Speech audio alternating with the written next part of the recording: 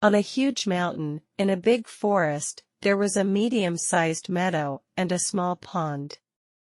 In this small pond lived Terence, the turtle, and his two best buddies, Sam and Sally Swan. Oh, you may think it odd that a turtle and swans were buddies, really true friends, but I assure you, they were. Every day, the three of them would search the pond for food, swim together, and play games, and tell stories on the shore. When it got dark, Sam and Sally would return to their nest under a large tree and Terence to his den on the shore, by their tree. One year there was very little rain and the pond began to dry up. The three friends were concerned and talked about what they should do. "We should stay here," said Terence. "The rain always comes, and the pond has been our home since we were born." "I don't think the pond will last," said Sally. "I think we need to find a new home," said Sam. Then Sam flew away in search of a new pond. After several days, Sam returned to find the pond almost dry and his friends not doing well at all. "Sam!" Terence shouted excitedly. "We are so glad to see you. The pond is almost dry. Sally is hungry and scared, and my shell is starting to crack.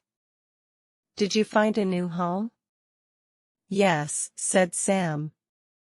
"It is beautiful, but very far away. And I don't know how you will get there." The three talked for a long time. Then Terence said, "I will stay here and dig deep into my den, and the two of you, my true friends, fly to your new home." "No," shouted Sally. "We will all go." "There has to be a way," said Sam. The three sat under the bright sun in silence, thinking of a way to get to the faraway pond. "I know how to do it," shouted Terence. "See that stick?" he said to Sam. "Sally and you will each take an end in your bill, and I will bite it in the middle. Then, you can fly to our new home while I hang on to the stick. We can all be together." Again, the three sat in silence, thinking about Terence's idea. "It will work," said Sally. "I agree," said Terence.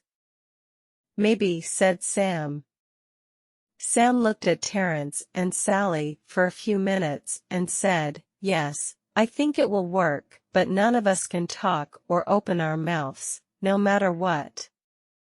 Does everyone understand? Does everyone agree?"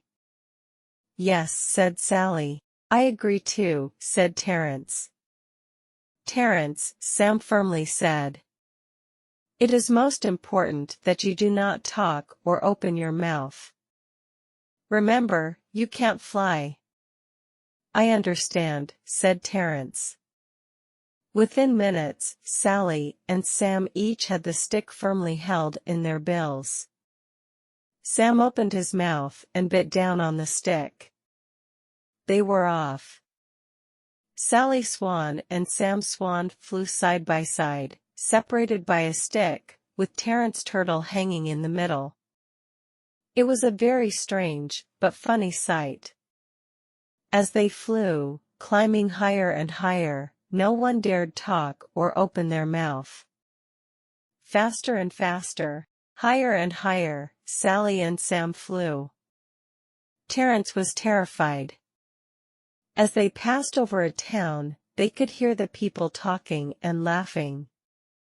"Look up in the sky," shouted one boy. "What is it?" asked another. As the people looked up, they began to laugh at the strange sight. They laughed, whistled, hooted, and hollered at the silly swans, carrying a turtle on a stick. Terence heard all the noise, but couldn't look down to see what was going on. Ignoring the advice that Sam had given him, he opened his mouth to ask him what was happening. Before he could say a word, He was falling. And looking up at his flying friends. "Oh, don't worry. Terence didn't get hurt. You see, they were close enough to their new home so." Terence fell into the big, deep pond. But not listening to his true friend could have ended it differently for him. Thanks for watching. Please subscribe, like and comment.